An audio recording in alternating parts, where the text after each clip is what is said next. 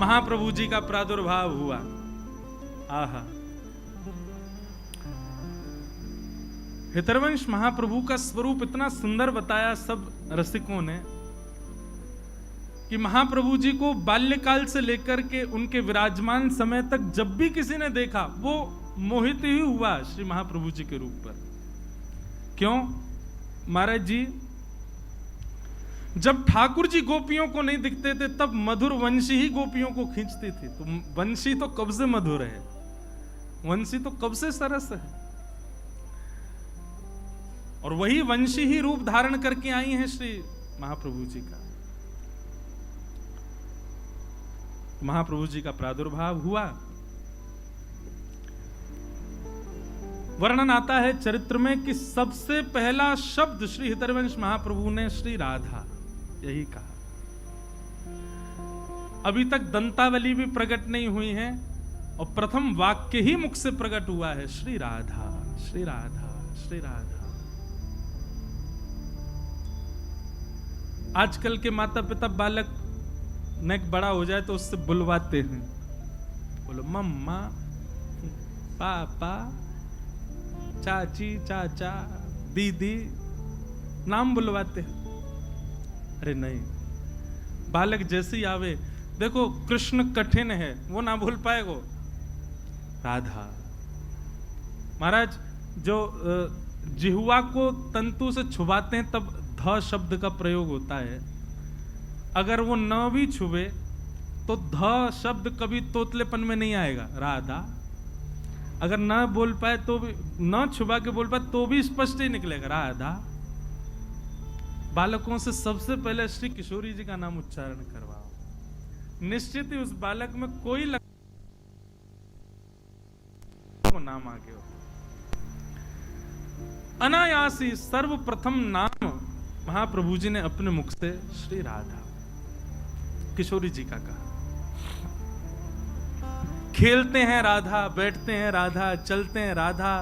अरे कहां कहें, अभी बोलना ही नहीं आता, कुछ मांगते भी हैं मैया से तो राधा राधा राधा ऐसे ही बोलते हैं। राधा ही नाम जानते हैं और कुछ जानते ही नहीं है। श्री प्रियादास जी वही बात तो कह रहे हैं कि महाप्रभु जी की स्थिति कैसी है। हितजू की रीत को लाखुन में एक जाने, राधा ही प्रधान मानो पाछे कृष्ण ध्याये। हित जी की स्थिति है। धीरे धीरे आप थोड़े थोड़े बड़े होने लगे, गुटमुन चलना प्रारंभ किया। आज तक ठाकुर जी की लीला तो खूब गाई, खूब सुनी, अब रसिकों की लीला सुनो। गुटमुन चल करके जाते और जहां पिताजी श्री राधा मोहन लाल जी की सेवा कर रहे हैं वहां जाकर के बैठ जाते। इनके पिताजी के ठाकुर जी का नाम क्या था? राधा मोहन लाल। वहां बैठ करके अपने पिताजी की सेवा का दर्शन करते थे, कैसे सेवा कर रहे हैं। अब नन्हे से बालक को कहां भाव आता है, कहां प्रेम उमड़ता है। परंतु जैसे अभी महाराज जी आपने एक भाव का अनुभव किया होगा कि बड़े हो जाने पर जब प्रेम प्रकट होता है ना तो मुख की आकृति बिगड़ती नहीं है और अश्रु आ जाते हैं। जब आप भाव में रोते हो तो मुख की आकृति नहीं बिगड़ती, आप प्रसन्न मुद्रा में होते हो और नेत्र सजल हो जाते हैं। ये स्थिति छोटे बालकों में नहीं आती, छोटे छोटे बच्चों में ये स्थिति नहीं होती। पर श्री महाप्रभु जी की स्थिति ऐसी है, वो प्रसन्न मुद्रा में राधा मोहन जी को देखते और नेत्रों से अश्रुपात होता।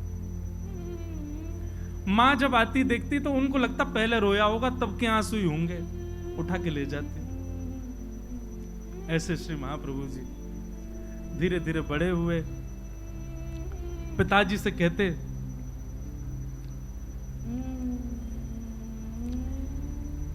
सेवा में जाने के लिए साथ में, तो पिताजी बालक समझ करके पीछे ही छोड़ देते, बोले तुम बाहर ही रहना, अंदर नहीं आना, मैं सेवा कर रहा हूं। तो बेचारे द्वार पर ही खड़े खड़े देखते।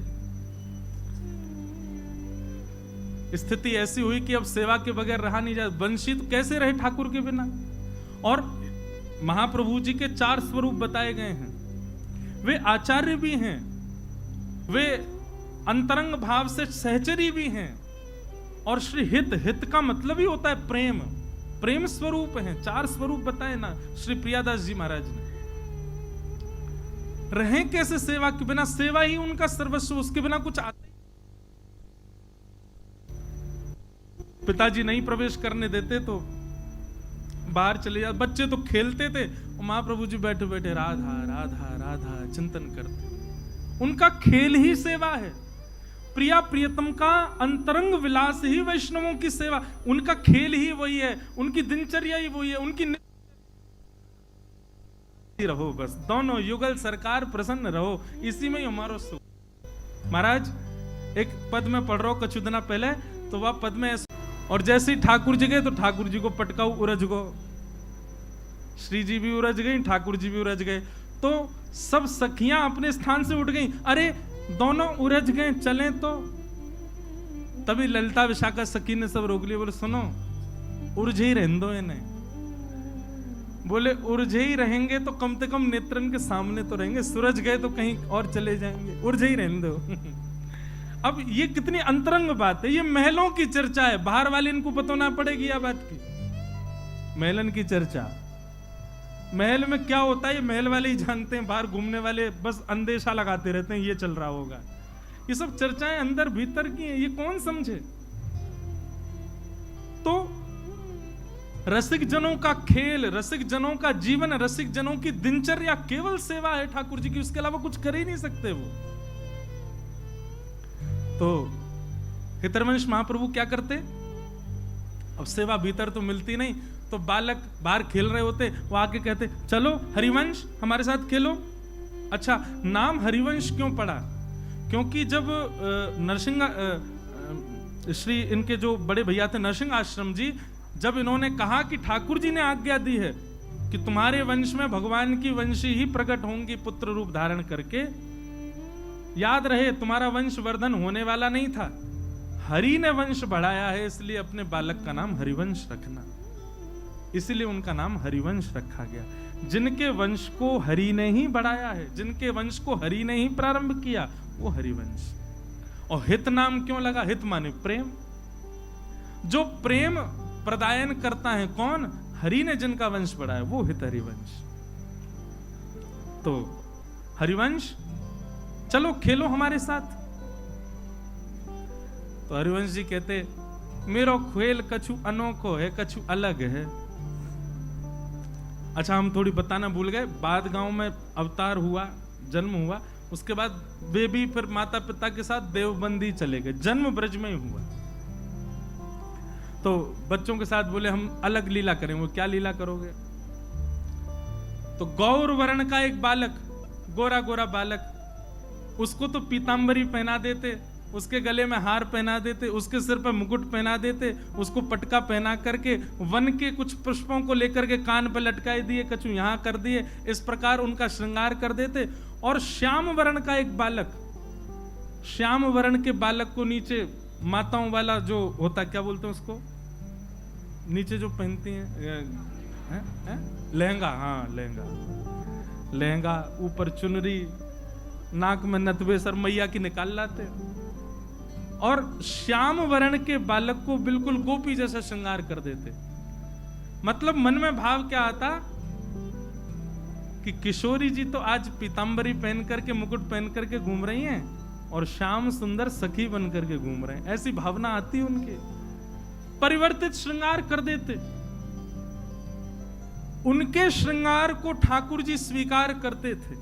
कैसे? यहां श्री व्यास मिश्र जी भोग की थाली लेकर के आए और श्री राधा मोहन लाल जी के सामने जैसी पधराई और पर्दा करके गए। थोड़ी देर बाद जैसे ही पर्दा हटा करके भोग उठाने लगे, भोग उठाते ठाकुर जी को देखा, सो क्या पाया कि ठाकुर जी तो गोपी बने हुए हैं चुनरी ओढ़ करके, और किशोरी जी जो है उन्होंने मुकुट धारण कर रखो। परिवर्तित श्रृंगार उनकी सेवा में हो जाता। व्यास मिश्र जी बोले मैंने तो सुबह श्रृंगार किया था, मुकुट तो मैंने ठाकुर जी को धराया, ये ठाकुर जी चुनरी ओढ़ के काहे को बैठे हैं, और ये किशोरी जी मुकुट धारण करके बैठी हैं। श्रृंगार परिवर्तित कर दिया, दोबारा से ठीक किया। पता नहीं कहां दिमाग रहता, आजकल बुढ़ापा आ गया है। श्रृंगार व्यवस्थित करके और अनवसर का समय करके, और जैसे ही गए वापस, थोड़ी देर बाद लौट करके जब आए और जैसे पर्दा पुनः खोला तो फिर से क्या पाया, ठाकुर जी ने फिर से चुनरी पहन ली, किशोरी जी ने फिर से मुकुट धारण कर लिया, फिर से श्रृंगार परिवर्तित है। क्यों? व्यास मिश्र जी बोले, जी हो क्या रहा है, ये लाल जी कैसी लीला कर रहे हैं? तभी आपकी दृष्टि बाहर गई और बाहर खिड़की से झांक करके आपने देखा तो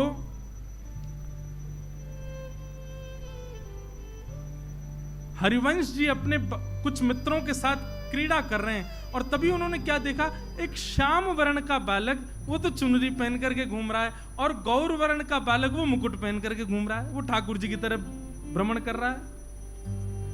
तब व्यास मिश्र जी को अनुभव हुआ कि सेवा के लिए जिद करता है लाला, हम मना करते हैं तो बाहर जाकर के सेवा ही खेल रहा है, और इसकी सेवा देखो कैसी अंगीकार, कैसी स्वीकार कि ये बाहर श्याम वर्ण के बालक को गोपी बनाए तो हमारे ठाकुर सेवा के गोपी बन जाते हैं। ऐसी उनकी लीला, ऐसी उनकी सेवा। बंधुओं, एक बात कहें, कभी गोविंद देव जी में अगर आपको परिवर्तित श्रृंगार का अनुभव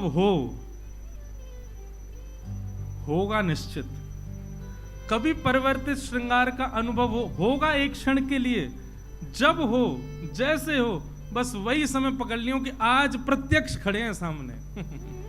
वैसे तो प्रत्यक्ष नित्य ही है ठाकुर जी, आप मौके पे चौका लगाए दे करो, मोते पद रह जाए करें। हाँ, यही मारे तो रसिकन की कथा, भैया ये कथा बहुत महंगी है।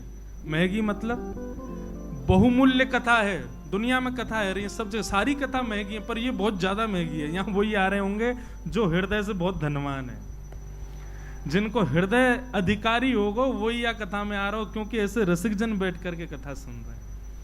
महाराज जी अभी चौका लगाओ, अब छक्का और लगाइए एक। हैं? अच्छा एक बात, ये तो मार रहे हैं चौका छक्का, कैच पकड़वेगी तो मैं खड़ा हूं।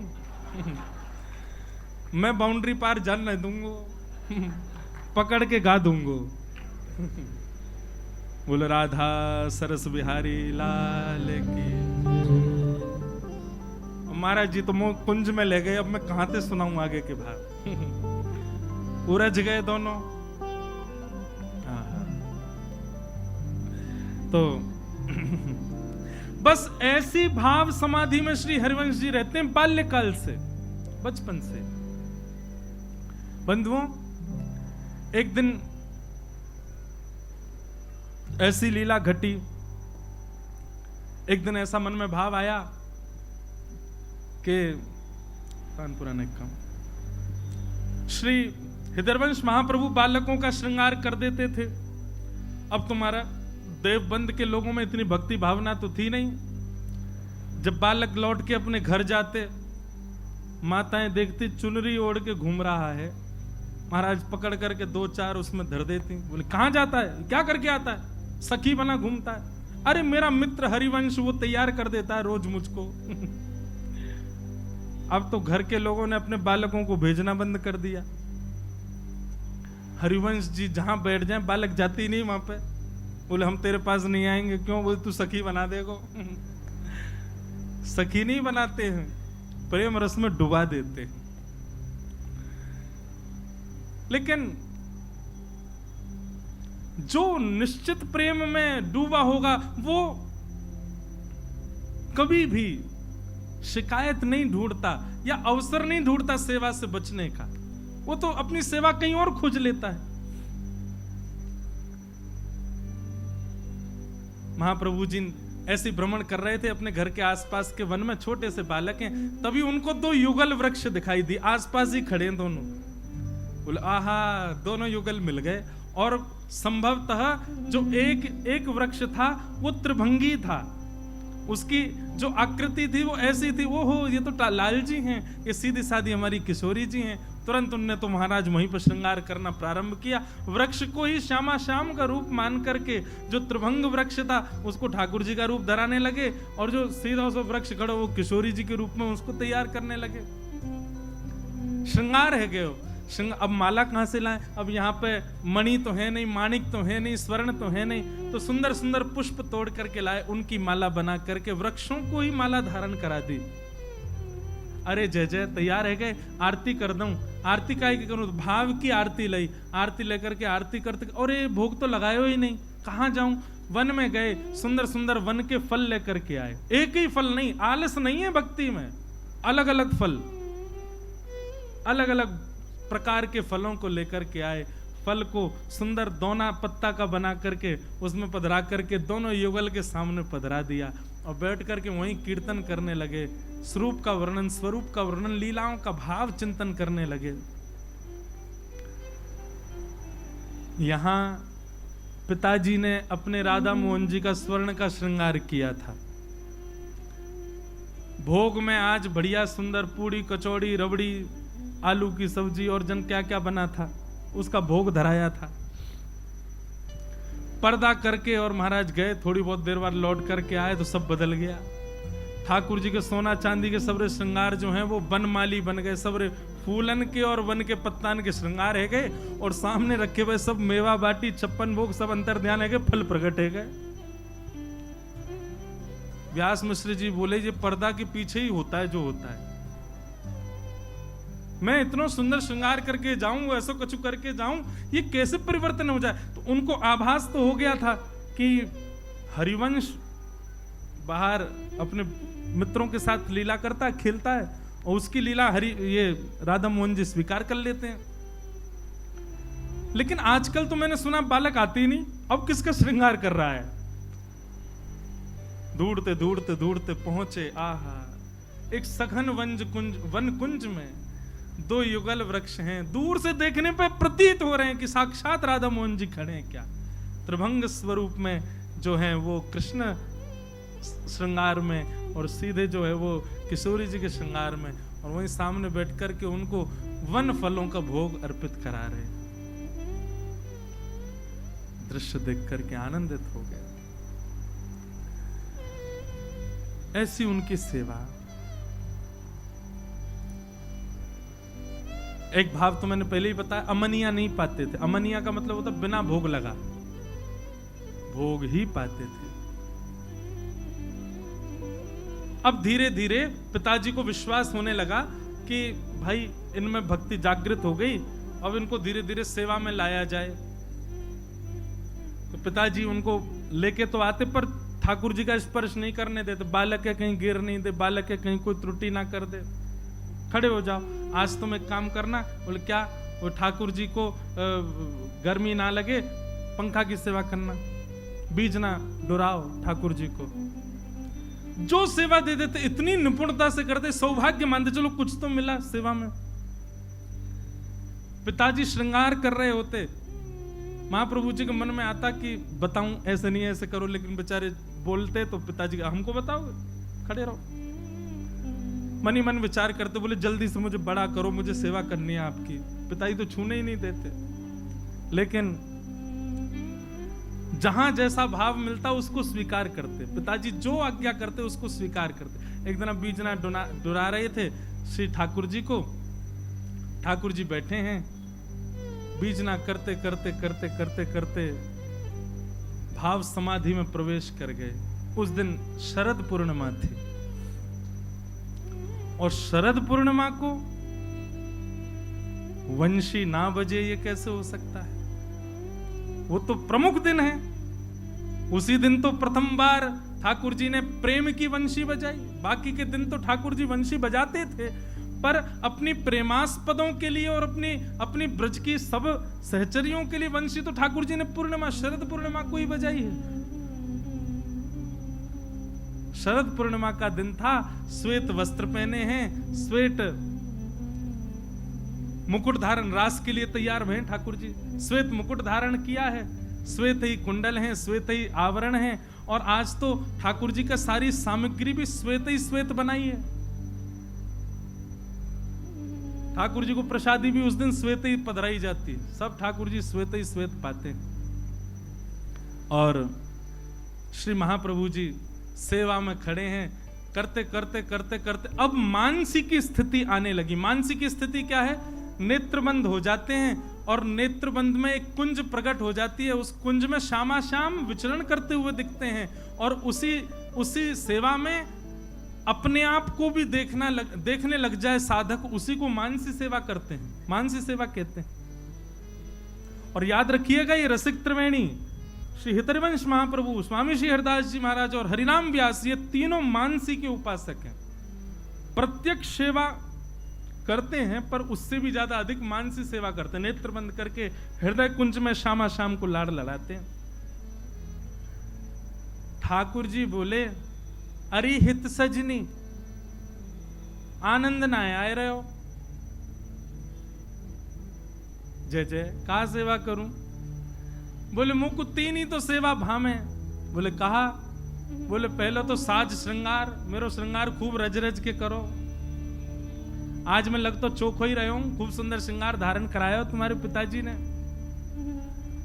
दूसरों मुख को प्रिय है भोग, और वो भोग भी तुम्हारी मैया बना करके ला रही है, श्वेत श्वेत सब बना रही है। वादना कड़ी भी बिना हल्दी डाले बने, ठाकुर जी की सेवा की, श्वेत ही रहेगी कड़ी भी। और तीसरी मुख को जो सेवा प्रिय है वो है राग या फिर नृत्य। मुख को रिझाओ, मेरे सामने या तो नृत्य करो या फिर कछु गा के सुनाओ।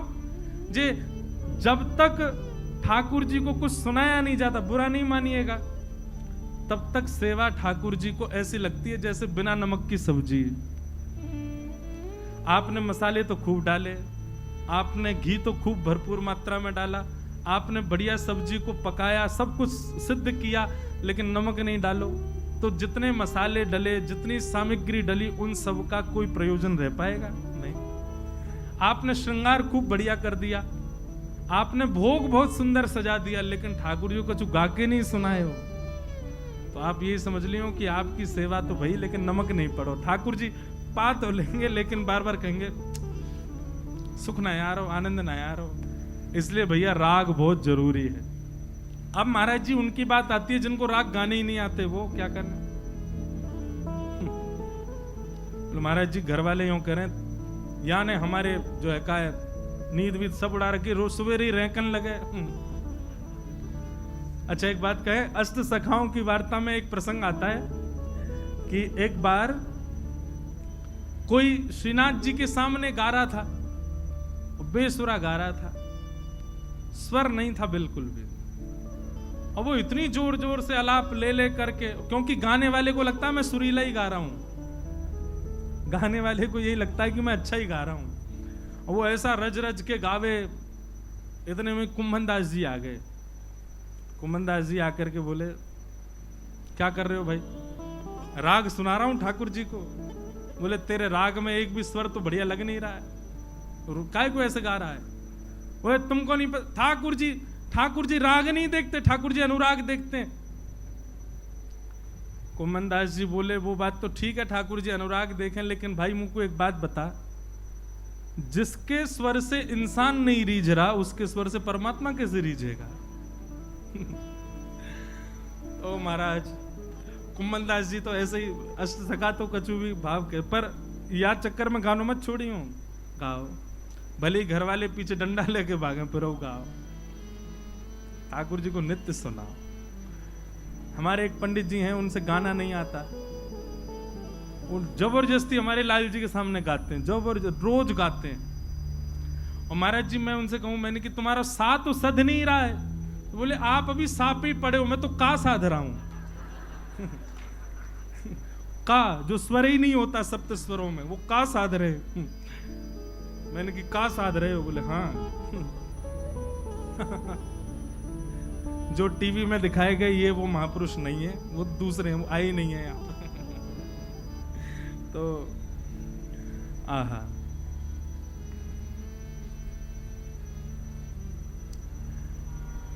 जैसे ही कहा कि भैया कुछ गाओ, हरिवंश महाप्रभु गाने लगे। आज गोपाल रास रस खेलत, आज गोपाल रास रस खेलत, आज गोपाल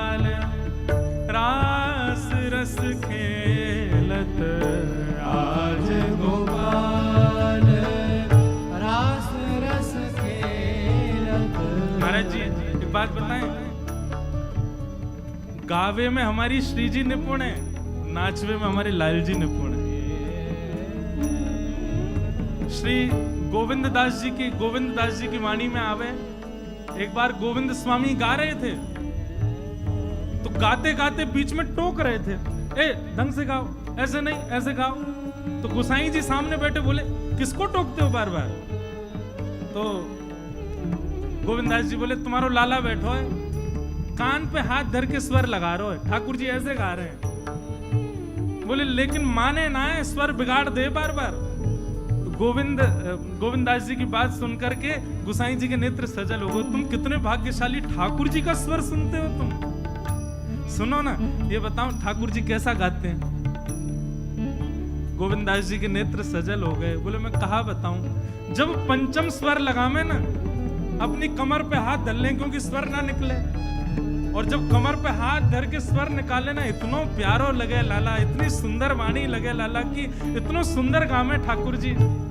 लेकिन गोसाई जी बोले लेकिन लाला भी रूखो रूखो लगे जब हमारी श्री जी गावे, हमारी किशोरी जी गावे, हमारी लाडली जी जब गावे तब लाला रूखो लगे। लेकिन नृत्य में निपुण है हमारे ठाकुर जी, नाचे बहुत जोर को महाराज। आज गोपाल रास रस खेलत, आज गोपाल रास रस खेलत, पुलिन कल्प तरु तीर री सजनी, पुलिन कल्प तरु तीर री सजनी, आज गोपाल रास रस खेलत, आज गोपाल रास रस खेलत, शरद विमल नभ चंद विराजत, शरद विमल नभ चंद विराजत, शरद विमल नभ चंद विराजत, शरद विमल नभ चंद विराजत, रोचक त्रिविध समीर रि सजनी, रोचक त्रिविध समीर रि सजनी, हे रोचक त्रिविध समीर रि सजनी, रोचक त्रिविध समीर रि सजनी, आज गोपाल रास रस खेलत, आज गोपाल रास रस खेलत, आज गोपाल रास रस खेलत, आज गोपाल। श्री रास बिहारी लाल की जय हो। विविध विविध मुद्राएं बनाते हैं, विविध विविध अत्यंत कठिन मुद्राओं को धारण कर लेते हैं ठाकुर जी। किशोरी जी कहती है मोको भी सिखाओ, ठाकुर जी पीछे जाकर के किशोरी जी को भी मुद्रा बनाना सिखाते हैं, और दोनों शामा शाम विहार कर रहे हैं, और हरिवंश महाप्रभु सामने बैठ कर के राग सुना रहे हैं।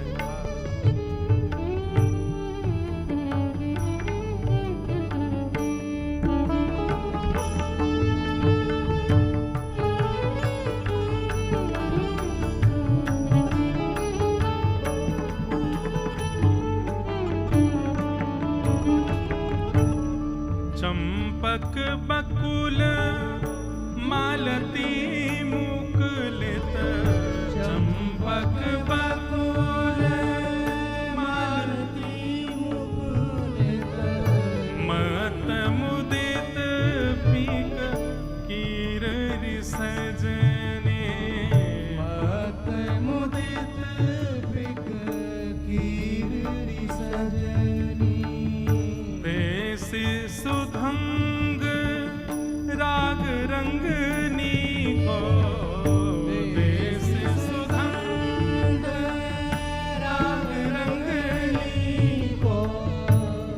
ब्रजवती ने की भीर रि सजनी, ब्रज युवती ने की भीर रि सजनी। आओ आज गोपाल रास रस खेलत, आज गोपाल रास रस खेलत, आज गोपाल रास रस खेलत, आज गोपाल रास रस खेलत। मधवा मुदित निशान बजायो, मधवा मुदित निशान बजायो, मधवा मुदित निशान बजायो, मधवा मुदित निशान बजायो। व्रत छाड़ो मुनि धीर रि सजने, व्रत चारो मुनि धीर रि सजनी, हित हरिवंश मगन मन श्यामा, जय श्री हित हरिवंश, मगन मन श्यामा, जय श्री हित हरिवंश मगन श्री श्यामा, हित हरिवंश मगन मन श्यामा। भरत मदन घन वीर रि सजने, भरत मदन घन वीर रि सजनी, आज गोपाल रास रस खेलत, आज गोपाल रास रस खेलत, आज गोपाल रास रस खेलत, आज गोपाल रास रस खेलत, रास रस खेलत, रास रस खेलत, रास रस खेलत, ओ रास रस खेलत। रास रस खेलत।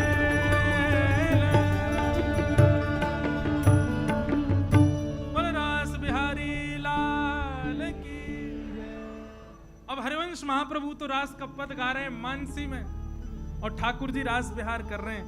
और रास करते करते करते करते किशोरी जी ने तो अपनी चुनरी उतार करके और महाप्रभु जी के ऊपर मानो जैसे प्रसन्न है करके उनको उड़ाए दी हो, और ठाकुर जी ने अपने गले की मोती की माला उतार करके श्री महाप्रभु जी के गले में धारण करा दी।